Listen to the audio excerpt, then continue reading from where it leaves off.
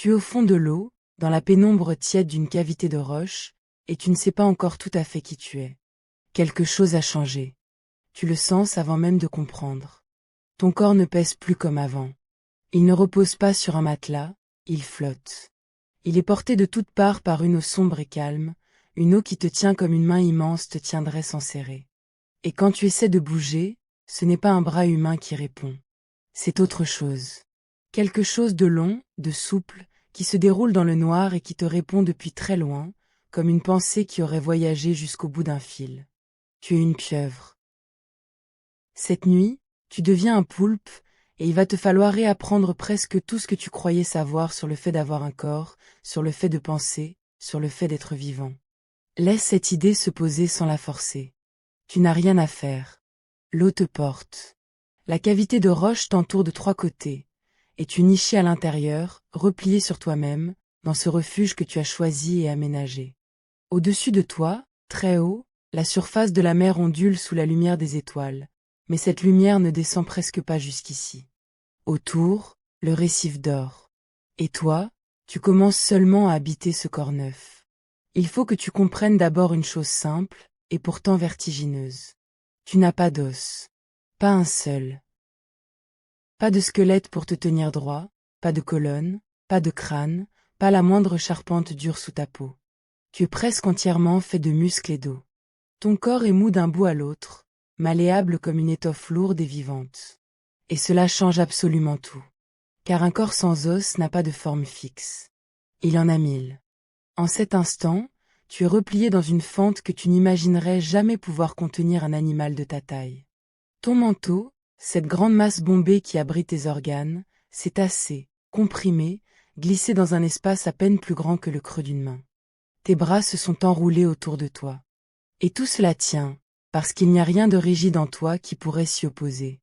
Il n'y a qu'une seule partie dure dans tout ton être. Une seule. C'est ton bec, caché au centre, là où tes 8 bras se rejoignent, en dessous. Un bec corné, recourbé, qui ressemble un peu à celui d'un perroquet, et qui te sert à mordre et à briser. C'est la pièce la plus solide de ton corps, et c'est aussi celle qui décide de ce qui peut te contenir. Car la règle est limpide, lorsqu'on est une pieuvre, tu peux le faufiler par n'importe quelle ouverture plus large que ton bec. Tout le reste de toi est assez souple pour suivre. Pense à cela un instant. Une fente dans la roche, un trou laissé par un coquillage, l'interstice entre deux pierres. Si ton bec passe, tu passes. Le reste de ton corps, sans squelette, se coule à travers comme un liquide épais qui aurait une volonté. Tu n'es pas prisonnier des murs et des passages comme l'est un animal à os. Le monde, pour toi, est plein de portes que les autres ne voient même pas et essaient, sans bouger encore, de mesurer ce que cela transforme dans ta façon d'être au monde. Un animal pourvu d'un squelette se cogne aux limites des choses. Il y a, pour lui, des espaces trop étroits, des passages interdits, des murs qui restent des murs. Pour toi, presque tout devient franchissable. La roche n'est plus un obstacle plein. Elle est un réseau de fissures, de galeries, de recoins reliés entre eux par 1000 passages secrets. Tu lis le récif comme un autre lirait une carte, et sur cette carte, là où d'autres voient de la pierre compacte, tu vois des chemins. Ton corps tout entier est une clé qui s'adapte à chaque serrure, du moment que le trou de la serrure laisse passer ton bec. Et il y a, dans cette mollesse, une autre sagesse cachée. Un corps sans os ne se brise pas.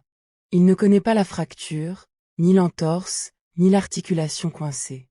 Il plie, il cède, il se déforme et il revient. Là où une charpente rigide se romprait sous la contrainte, toi il te laisse tordre et tu reprends à forme dès que la pression se relâche. Cette vulnérabilité apparente, cette absence d'armure, est en réalité une forme de résistance souple, une manière d'absorber le monde plutôt que de lui résister. Sens-le, du fond de ta tanière. Tu es un être qui épouse, qui contourne, qui se coule. Tu n'opposes pas ta dureté au monde. Tu te glisses dans ses interstices. Reste encore un peu dans ta tanière. Tu n'as pas besoin de sortir tout de suite. Sens, sans bouger, ce corps qui respire à sa façon. Car tu respires, oui, mais pas par une bouche levée vers l'air. Sous ton manteau, l'eau entre et ressort selon un rythme tranquille. Elle pénètre par les bords de cette grande poche musculaire, baigne tes branchies, puis elle est chassée par un tube souple, une sorte d'entonnoir que tu portes sous le corps. Ce tube, c'est ton siphon. L'eau entre, l'eau ressort, et à chaque passage tes branchies prélèvent l'oxygène dont tu as besoin. C'est ta respiration à toi, une respiration faite d'eau, un va-et-vient patient et régulier qui ne s'arrête jamais. Et dans cette eau qui circule, il y a ton sang. Mais ton sang n'est pas rouge. Voilà encore une étrangeté que tu portes en toi sans le voir. Ton sang est bleu. D'un bleu pâle, un bleu de cuivre dilué. Là où le sang humain doit sa couleur au fer de l'hémoglobine, le tien transporte l'oxygène grâce à une autre molécule, l'hémocyanine, qui repose non pas sur le fer mais sur le cuivre. Et quand ce cuivre se charge d'oxygène, il vire au bleu. C'est ce fluide bleuté qui circule en toi, dans les profondeurs fraîches de la mer. Ce choix du cuivre n'a rien d'un hasard. Dans une eau froide, dans une eau pauvre en oxygène, l'hémocyanine se montre plus efficace pour capter le peu d'oxygène disponible et le distribuer à tout ton corps. C'est une chimie adaptée au monde sombre et frais que tu habites, une solution différente de la nôtre, trouvée par un tout autre chemin de l'évolution, et qui fonctionne à merveille là où tu vis. Et pour pousser ce sang bleu dans tout ton être, tu n'as pas un cœur. Tu en as 3. Ressens-les, si tu peux, au creux de ton manteau. 2 d'entre eux sont placés tout près de tes branchies. On les appelle les cœurs branchiaux. Leur tâche est précise. Ils poussent le sang à travers les branchies, là où il se charge d'oxygène au contact de l'eau. Une fois ce sang réoxygéné, un 3e cœur prend le relais. C'est le cœur systémique, le cœur central, celui qui envoie le sang bleu et frais vers tout le reste de ton corps, vers tes organes, vers tes 8 bras. 3 cœurs qui battent ensemble, chacun à sa tâche, dans la pénombre de ta tanière. 3 pulsations qui se répondent et qui te maintiennent en vie. Tu n'as pas à y penser. Ils battent pour toi, patients, accordés, depuis le fond de ton corps mou. Laisse-les battre. Laisse l'eau entrer et ressortir. Tu commences à habiter cette mécanique étrange et tu commences à t'y sentir chez toi. Il y a même un détail curieux dans ce trio de cœurs. Quand tu nages, quand tu te propulses dans l'eau libre, le cœur systémique, celui qui irrigue tout ton corps, cesse parfois de battre. La nage te coûte cher en énergie, justement parce que ton sang de cuivre, malgré toute son habileté dans l'eau froide, transporte l'oxygène avec moins de générosité que ne le ferait le sang rouge d'un poisson. C'est l'une des raisons pour lesquelles tu préfères, le plus souvent, ramper sur le fond plutôt que de nager. La nage est une dépense, un effort qui essouffle ta chimie intérieure. Le glissement sur la roche, lui, est ton allure d'élection, ton pas tranquille, celui qui te laisse explorer sans t'épuiser. Reste donc encore un instant à savourer ce repos, dans ta cavité, à ne rien dépenser. Ressens le rythme de l'eau qui te traverse, ce flux patient sous ton manteau. C'est une autre façon de respirer que la tienne d'humain, non pas l'air qui gonfle une poitrine, mais l'eau qui baigne des branchies, en silence, dans la fraîcheur. L'eau entre, l'eau ressort, et chaque passage te garde en vie. Il n'y a aucune urgence. La mer entière respire avec toi, à son immense échelle, et toi tu respires à la tienne, niché dans ta pierre. Maintenant, tourne ton attention vers tes bras. Tu en as 8.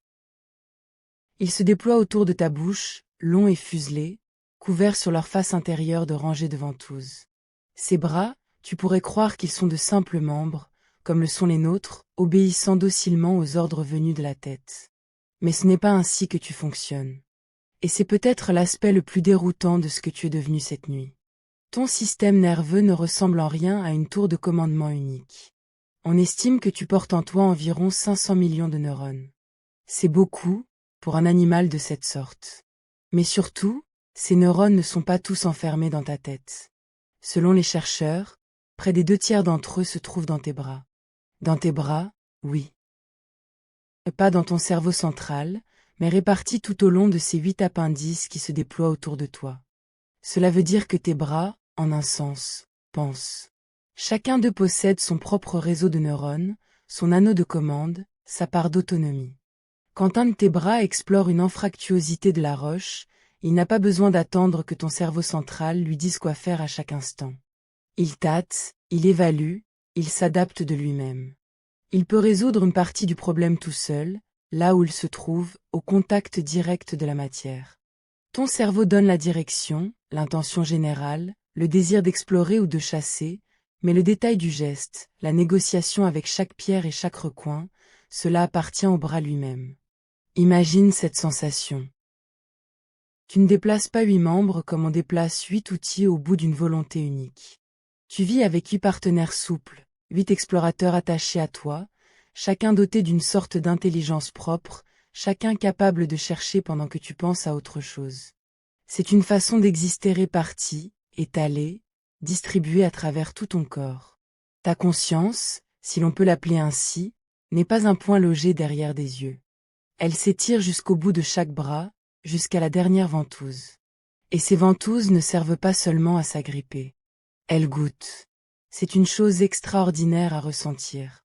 Sur chacune de tes ventouses, il y a des récepteurs chimiques. Quand tu poses un bras sur une surface, tu ne fais pas que la toucher, tu la goûtes.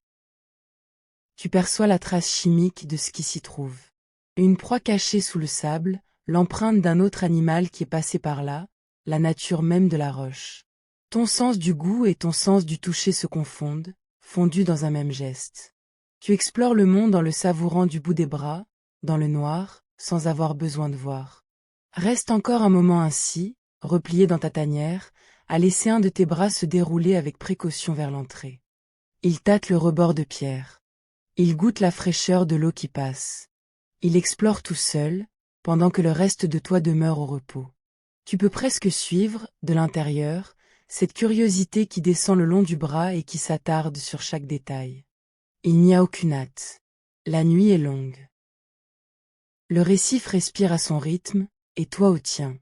Il y a quelque chose de très apaisant dans cette manière d'exister à plusieurs voix. Imagine que tu n'aies pas à tout commander depuis un seul point. Imagine que des parties de toi puissent vaquer, chercher, s'occuper, pendant que ton esprit central se repose ou rêve à autre chose. C'est ainsi que tu vis cette nuit. Un de tes bras goûte la pierre près de l'entrée, un autre s'enroule autour d'une saillie pour te maintenir en place, un troisième palpe le sable en contrebas, et tu n'as pas besoin de tout suivre à la fois. Tu fais confiance à tes bras. Ils savent. Ils ont leur intelligence propre, leur patience propre, leur façon de négocier avec le réel. Les chercheurs qui t'observent ont d'ailleurs noté à quel point cette autonomie est réelle. Un bras de pieuvre, même séparé du corps, peut encore réagir à ce qu'il touche, encore se rétracter, encore saisir, comme s'il gardait en lui une part de volonté. Et lorsqu'un bras explore un recoin compliqué, le corps central ne semble pas en suivre chaque détail. Il délègue, il laisse faire, il récolte seulement le résultat. C'est une intelligence partagée, négociée entre le centre et la périphérie, un dialogue permanent entre le tout et ses parties. Tu n'es pas un roi sur son trône qui commanderait 8 serviteurs. Tu es davantage une assemblée, une communauté de 8 explorateurs réunis autour d'un même désir, d'une même faim, d'une même curiosité. Laisse cette pensée te bercer. Cette nuit, tu n'es pas un, tu es presque plusieurs, et pourtant tu demeures toi. Il y a là une douceur, une manière de relâcher le contrôle, de laisser une partie de soi agir sans surveillance. Tes bras travaillent dans le noir, patients, attentifs, et toi tu peux te reposer au centre de leur onde, comme au cœur d'un cercle protecteur. Tu te décides enfin à sortir. Tu déplies tes bras les uns après les autres, et ton corps mou se coule hors de la tanière. Ce n'est pas une marche. C'est un glissement, un déploiement, une reptation souple le long de la roche. Tes ventouses se posent et se décollent, te tirent et te retiennent, et tu avances sur le récif comme une chose vivante qui épouserait chaque relief. Le fond marin se déroule sous toi, fait de coraux endormis, de pierres couvertes d'algues, de creux d'ombre et de plages de sable pâle. Et maintenant que tu as découvert, il te faut comprendre comment tu te caches. Car un poulpe à découvert est un poulpe vulnérable. Tu n'as pas de coquille pour te protéger, pas d'épines, pas de carapace. Ta seule armure, c'est ta peau elle-même. Et ta peau, cette nuit, est une merveille dont il dispose sans même y penser. Sous sa surface, tu portes des millions de minuscules cellules colorées que l'on nomme les chromatophores. Chacune est une petite poche de pigments, entourée de muscles. Lorsque ces muscles se contractent, la poche s'ouvre et le pigment s'étale, révélant sa couleur. Lorsqu'il se relâche, la poche se referme et la couleur disparaît. Et tout cela se produit en une fraction de seconde, sur l'ensemble de ton corps à la fois. Pense à ce que cela signifie. Tu peux changer de couleur et de motif presque instantanément. Une onde de brun peut parcourir ta peau, suivie d'une vague de pâleur, puis de taches sombres qui apparaissent et s'effacent. Tu peux couvrir de bandes, de points, de zones contrastées, et tu peux faire courir tout cela sur ton corps comme une lumière qui se déplacerait sous la peau. Quand tu passes au-dessus d'un fond de sable clair, tu pâlis. Quand tu te poses sur une roche sombre, tu fonces. Tu deviens le décor lui-même. Mais les chromatophores ne sont pas seuls à l'œuvre. Sous eux, tu portes d'autres cellules encore.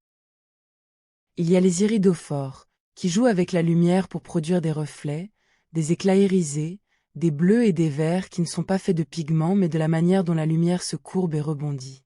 Et il y a les leucophores, des cellules blanches qui diffusent la lumière ambiante, qui prennent la teinte de ce qui les entoure et t'aident à fondre ta silhouette dans le paysage.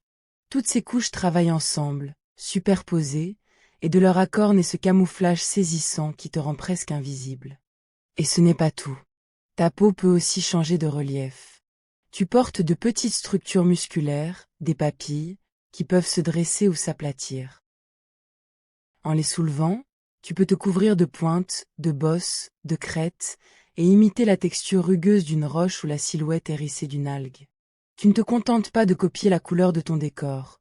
Tu en épouses aussi le grain, la matière, le relief. Tu deviens pierre. Tu deviens corail. Tu deviens fond marin. Reste un instant à contempler ce prodige, du dedans. Tu n'as pas appris à faire cela.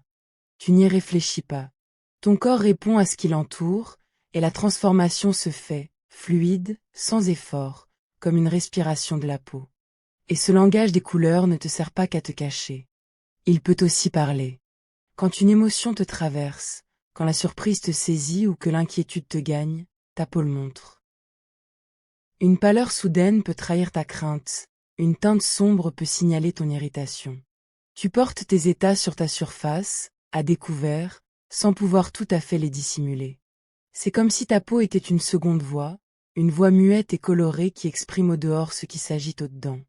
Les pieuvres, lorsqu'elles se rencontrent, peuvent ainsi échanger des signaux par leurs motifs, afficher des bandes sombres pour impressionner, ou au contraire s'effacer pour apaiser.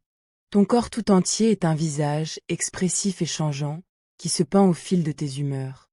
Imagine cette transparence. Tu ne peux pas vraiment mentir avec ta peau. Tes vagues de couleurs disent ce que tu ressens, presque malgré toi. Il y a quelque chose de désarmant dans cette honnêteté de la chair, dans cette manière d'avoir l'intérieur affleurant à la surface.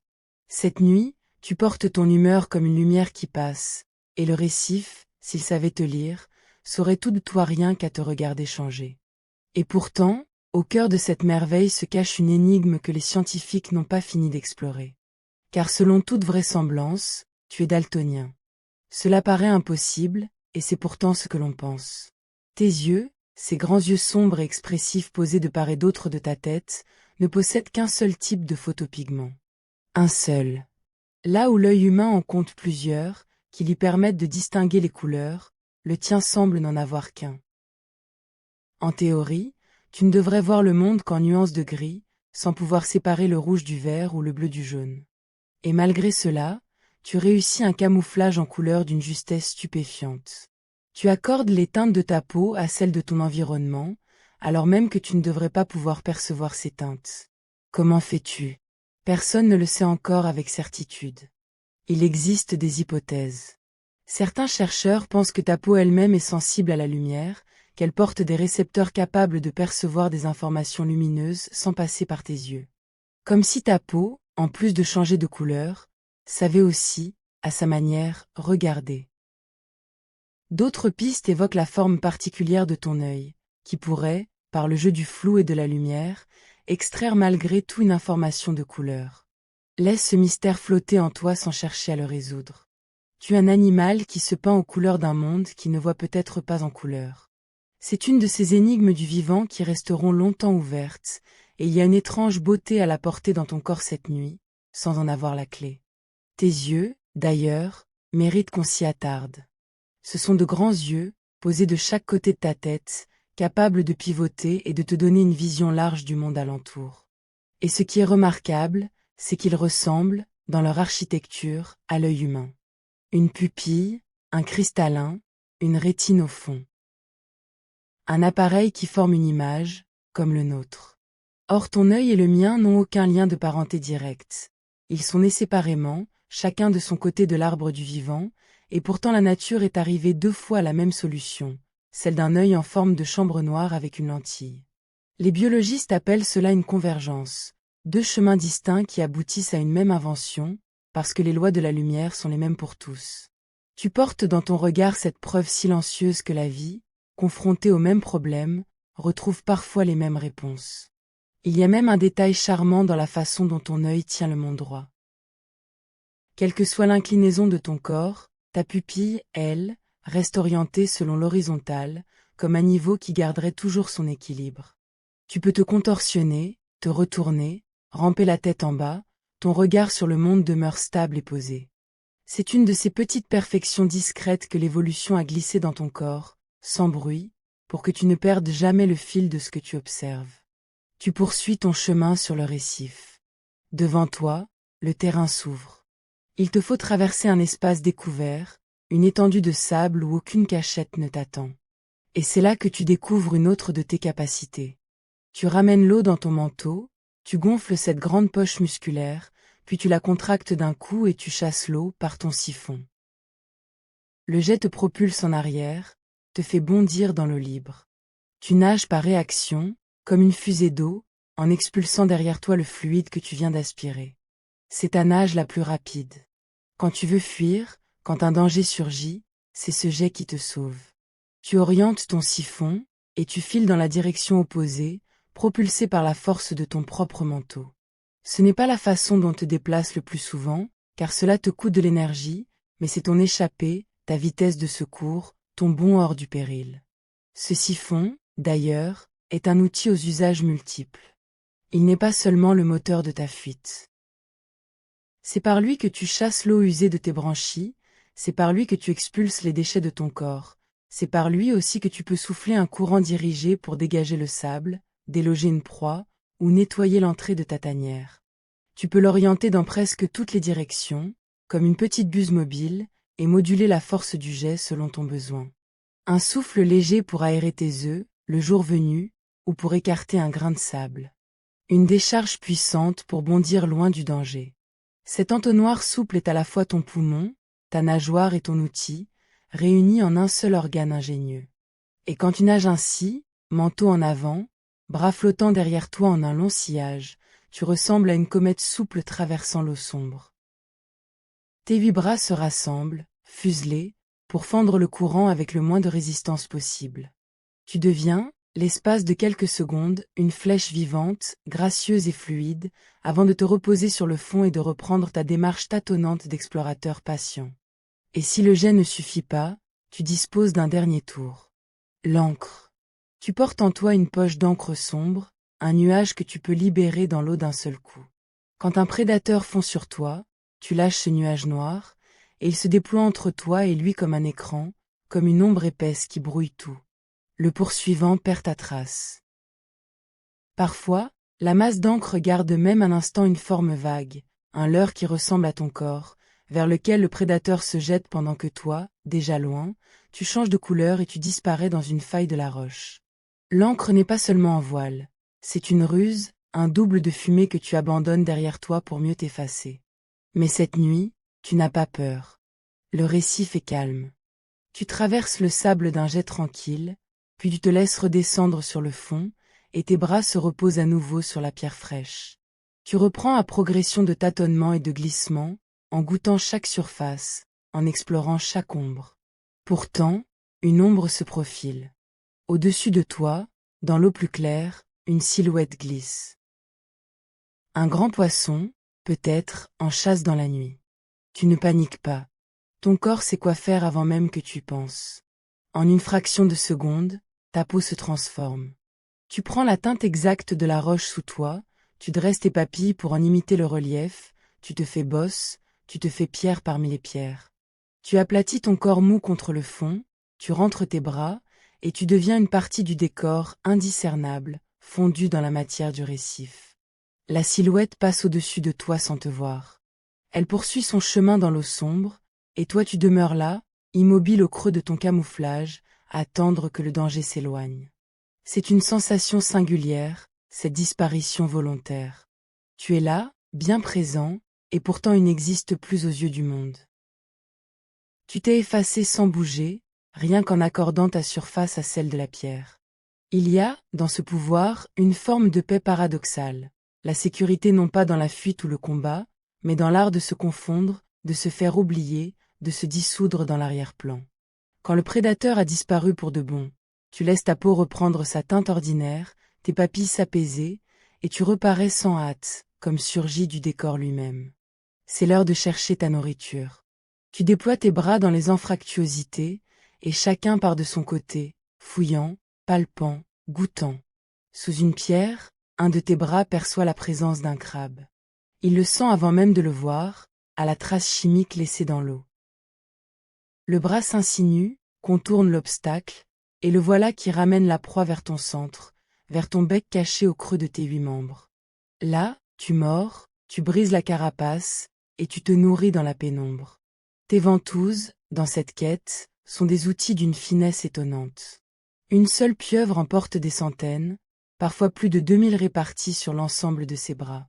Chacune peut agir de son côté, se plier, s'orienter, s'agripper ou relâcher sa prise. Chacune s'est adhérée à une surface lisse comme à une surface rugueuse, retenir un coquillage tout en goûtant sa saveur. Tu peux saisir un objet minuscule entre deux ventouses avec une délicatesse de doigt, ou enserrer une proie de toute la force de tes bras. C'est un clavier vivant, étalé sur 8 membres, qui te relie au monde par des milliers de points de contact à la fois. Quand tu poses tes bras sur le récif, ce ne sont pas 8 appuis que tu prends, mais des centaines de petites bouches qui touchent, goûtent et tiennent en même temps. Il y a une manière de chasser qui t'est propre, et qui ressemble à une étreinte.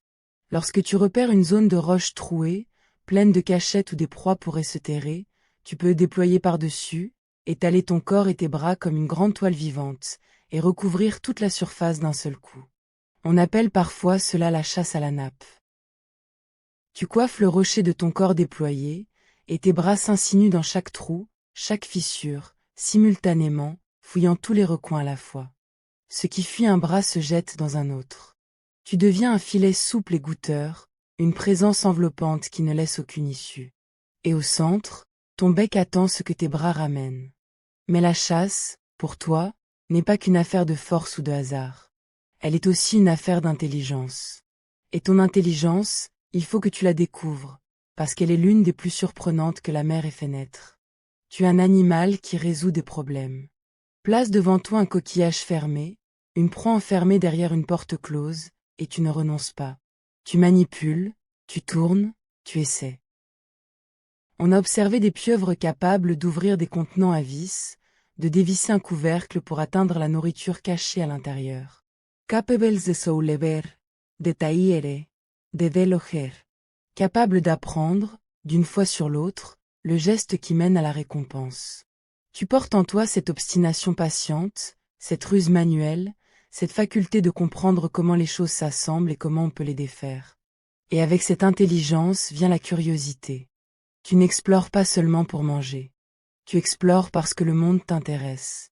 Tu manipules des objets pour le plaisir de les manipuler, tu examines ce qui est nouveau, tu testes, tu joues. Les chercheurs ont noté chez les pieuvres des comportements qui ressemblent au jeu. Pousser un objet dans un courant pour le voir revenir, le repousser encore, recommencer. Une forme de gratuité, de plaisir d'agir, qui n'a pas de but immédiat sinon l'expérience elle-même. Tu portes cette flamme curieuse au fond de toi, ce désir de toucher, de comprendre, d'éprouver. Et tu te souviens. Ta mémoire garde la trace de ce que tu as appris, des lieux que tu connais, des dangers rencontrés, des solutions trouvées. Tu n'es pas une créature qui recommence le monde à zéro à chaque instant. Tu accumules une expérience, tu construis une connaissance de ton récif, de ses passages et de ses pièges. Cette mémoire fait de toi un habitant averti de ton domaine, un explorateur qui se rappelle ses explorations. Cette nuit, justement, tu t'attardes sur un objet que le courant a déposé près de ta tanière.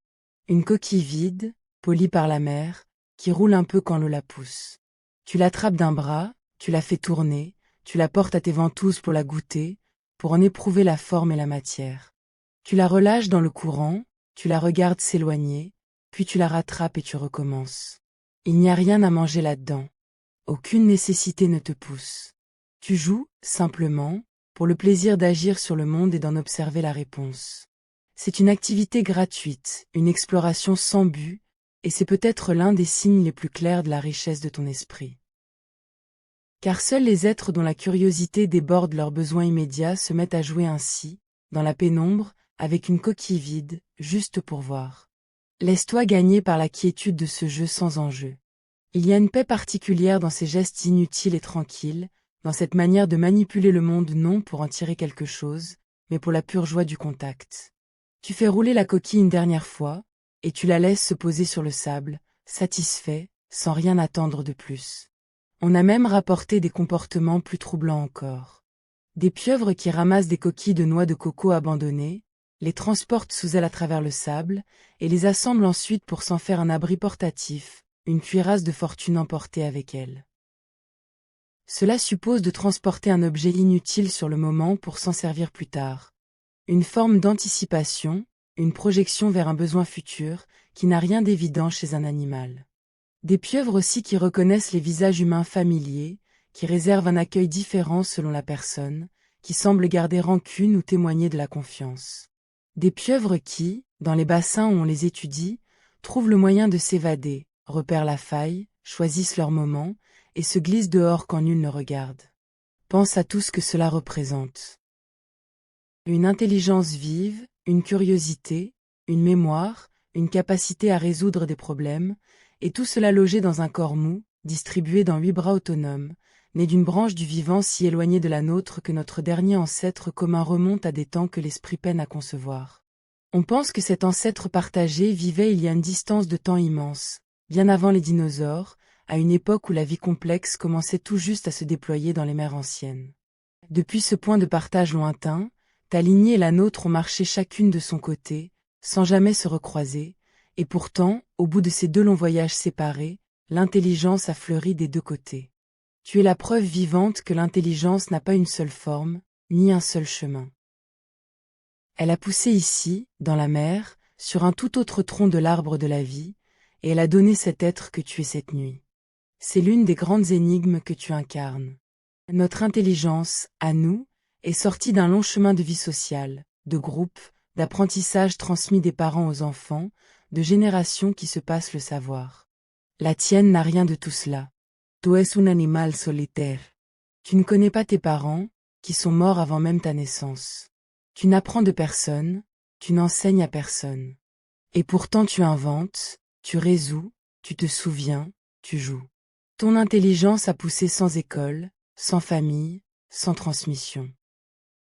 Elle est venue d'ailleurs, par un autre besoin, peut-être celui d'un corps mou et vulnérable qui devait, pour survivre dans un monde de prédateurs, devenir rusé, souple d'esprit autant que de chair. La fragilité, ici, a peut-être enfanté le génie. Tu reviens à présent vers ta tanière. Car tu as un abri, et cet abri compte pour toi. Ce n'est pas un simple trou où te cacher. C'est un lieu que tu as choisi, et que tu as aménagé selon tes besoins. Tu as repoussé le sable, déplacé les petites pierres, organisé l'espace. Et devant l'entrée, tu as accumulé des coquilles, des débris, des coquillages vides, comme une petite muraille, comme une barricade discrète qui referme ton refuge et le dissimule au regard des prédateurs. On a parfois appelé ces amas de coquilles, ces tas de restes accumulés devant les tanières, par un nom qui évoque les jardins. Tu construis, à ta manière, un seuil à ton domaine. Tu façonnes ton environnement immédiat, tu l'arranges, tu te crées un chez-toi au creux du récif. Et il y a, dans ce geste, quelque chose de très touchant. Un animal solitaire qui se ménage un foyer, qui se replie le soir venu dans l'espace qu'il a fait sien. Tu te coules à l'intérieur. Tes bras se replient autour de toi. Ton corps mou reprend la forme de la cavité, épouse chaque relief de la pierre. Tu ramènes une dernière coquille devant l'entrée, comme on tire une porte derrière soi. Et te voilà au repos, à l'abri, dans la pénombre tiède de ton refuge, tandis que l'eau continue d'entrer et de ressortir sous ton manteau, et que tes 3 cœurs battent leur rythme tranquille. Reste ainsi un long moment. Il n'y a rien à faire. Le récif veille autour de toi. La nuit s'écoule sans hâte. Et toi, replié sur toi-même, tu goûtes la sécurité de ta tanière, ce petit royaume que tu t'es construit au fond de la mer. Au dehors, le récif vit de sa vie nocturne. Des petites créatures passent dans l'eau sombre, des éclats de phosphorescence scintillent parfois quand un organisme dérangé libère sa lueur. Les courants portent jusqu'à toi des traces, des odeurs, des saveurs dissoutes que tes ventouses perçoivent même au repos. Tu lis ce monde sans le voir, par le goût et le toucher, par cette sensibilité chimique étalée sur toute ta peau. Une crevette se faufile non loin, et tu la sens passer. Un autre habitant du récif se terre dans sa propre cachette, et tu devines sa présence. Tout autour de toi, dans le noir, la vie poursuit son balai patient, et toi tu en es le centre attentif et tranquille, niché dans ta pierre. Tu peux, si tu le veux, modeler encore ton refuge. Repousser une pierre qui te gêne, ajuster la position d'une coquille, agrandir un peu l'ouverture ou la rétrécir. C'est un travail sans fin, un soin constant porté à ton abri, comme on arrange un nid, comme on borde un lit.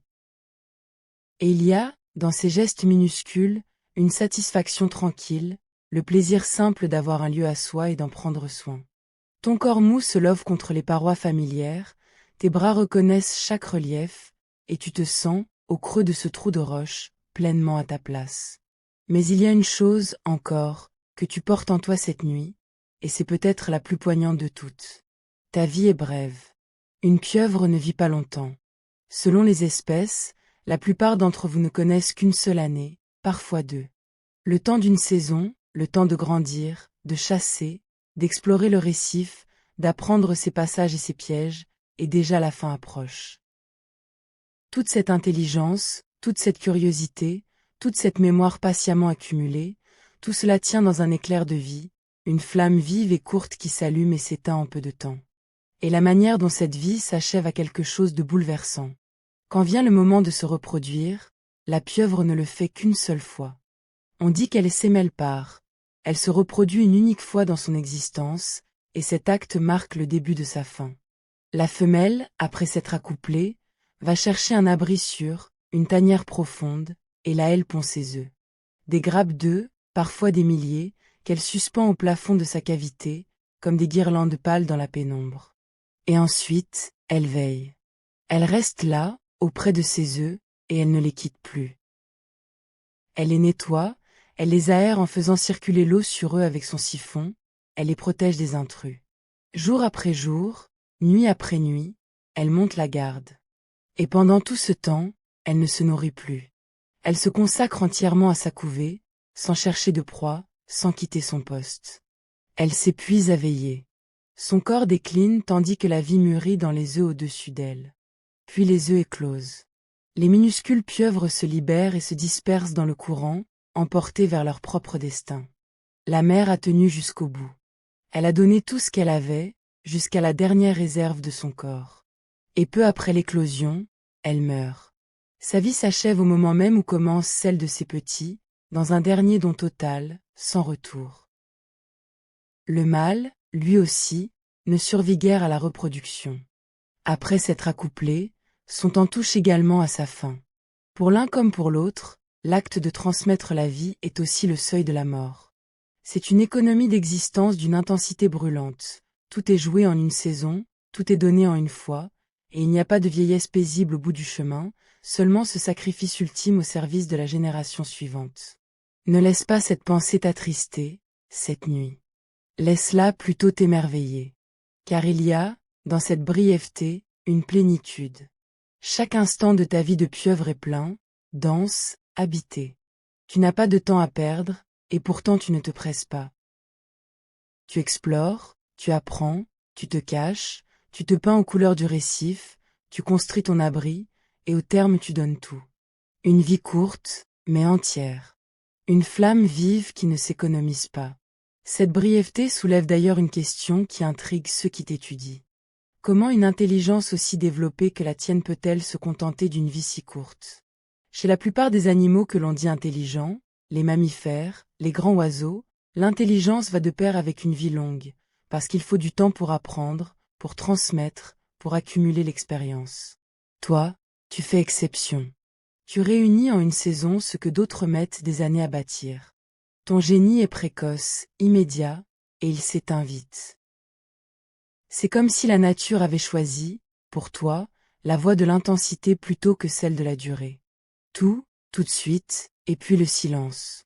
Il y a, dans cette équation, quelque chose qui touche au plus profond de ce que signifie vivre. Une existence ne se mesure pas seulement à sa longueur. Elle se mesure aussi à sa densité, à la plénitude de chaque instant traversé. Toi, pieuvre, tu n'auras pas de longue vie. Mais la tienne aura été pleine de découvertes, de couleurs, de chasses, de constructions, de problèmes résolus et de mondes explorés. Tu auras vécu sans réserve, sans rien garder pour un plus tard qui n'existe pas. Et il y a, dans cette manière d'habiter le temps, une leçon qui dépasse de loin le récif où tu reposes. Reste encore un peu dans ta tanière, à laisser ses pensées s'apaiser. Tu n'as pas besoin de comprendre tout cela ce soir. Il te suffit de le porter, le temps d'une nuit, dans ce corps qui n'est pas le tien et qui pourtant t'accueille. Et maintenant, alors que la nuit s'avance, reviens un instant sur tout ce que tu as vécu en devenant cet être étrange et merveilleux. Tu t'es réveillé sans os, dans un corps mou capable de se faufiler par la moindre fente, n'ayant de dur que ce bec caché au creux de tes bras. Tu as senti l'eau entrer et ressortir sous ton manteau, baignant tes branchies, et tu as porté en toi un sang bleu, ce sang de cuivre que poussent tes trois cœurs dans la fraîcheur des profondeurs. Tu as découvert que ta pensée ne se logeait pas seulement dans ta tête, mais s'étirait jusqu'au bout de tes 8 bras, chacun doté de sa propre autonomie, chacun capable de goûter le monde du bout de ses ventouses. Tu as appris à disparaître. Tu as fait courir sur ta peau les couleurs des chromatophores, les reflets des iridophores, la lumière des leucophores. Tu as dressé tes papilles pour devenir roche et corail, et tu as porté en toi l'énigme d'un camouflage en couleurs réussi par un œil qui, peut-être, ne voit pas les couleurs. Tu t'es propulsé d'un jet d'eau, tu as su que tu pouvais te cacher derrière un nuage d'encre. Tu as chassé, résolu des problèmes, exploré par curiosité, gardé en mémoire les chemins de ton récif. Et tu t'es construit un refuge, une tanière aménagée, gardée par une muraille de coquilles, un foyer au fond de la mer. Et tu as touché du doigt la fragilité de cette existence. Une vie d'une saison ou deux, intense et brève, qui se donne tout entière au moment de transmettre, et qui s'éteint dans ce don. Il y a, dans tout cela, une leçon sur la conscience elle-même. Tu as habité, le temps d'une nuit, une intelligence née d'un tout autre chemin que la nôtre, une pensée distribuée dans un corps mou, étalée dans 8 bras, accordée à un monde d'eau et de pénombre. Cela nous rappelle que la nôtre n'est pas la seule manière de sentir, de comprendre, d'être au monde. La vie a inventé l'esprit plus d'une fois, sur des branches séparées, dans des corps que rien ne laissait prévoir. Et chaque fois, c'est une fenêtre qui s'ouvre sur ce que pourrait être l'expérience d'exister, autrement. Peut-être garderas-tu, de cette nuit, une trace au réveil. Non pas un souvenir précis, mais une impression diffuse. Celle d'avoir été, le temps d'un rêve, un être souple et curieux, capable de se couler dans la moindre fente, de changer de couleur au gré du décor, de penser jusqu'au bout de ses bras. Une impression d'avoir touché du dedans une autre façon d'être vivant, et d'en être revenu un peu différent, un peu plus vaste, conscient que le monde abrite des esprits qui ne ressemblent en rien aux nôtres et qui pourtant pensent, ressentent et explorent à leur manière. Maintenant, laisse tout cela se déposer. Tu peux redevenir toi-même, sans hâte. Ressens à nouveau le poids tranquille de ton corps sur le lit, la chaleur des draps, l'oreiller sous ta tête. Le récif s'éloigne, l'eau sombre se retire, et tu reviens dans ta chambre, dans la nuit calme, là où tu reposes en sécurité. Tu as voyagé loin, dans un corps étranger et magnifique, et te voilà rentré, apaisé, prêt pour le sommeil. Dans la pénombre tiède de la tanière, l'eau continue d'entrer et de ressortir, et tout est calme au fond de la mer. Et maintenant, tu peux dormir. Bonne nuit.